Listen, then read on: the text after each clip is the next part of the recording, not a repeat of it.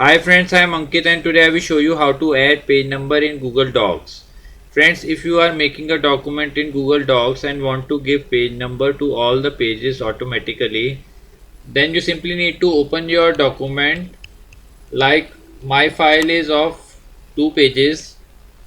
So if you want to give page number to your document, then you need to click on insert. In insert you need to click on page number and here select more options.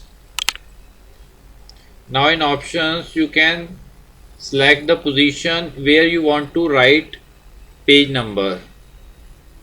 Headers is selected by default, but normally I prefer to give page number in the bottom of the page. So I will select footer. If you want to start page number from 1, then it's okay. Otherwise you can give page number also. Like I want to start page number from 21.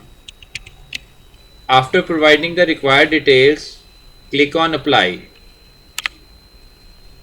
Now friends, as you can see, now it has given page number in the bottom of every page automatically.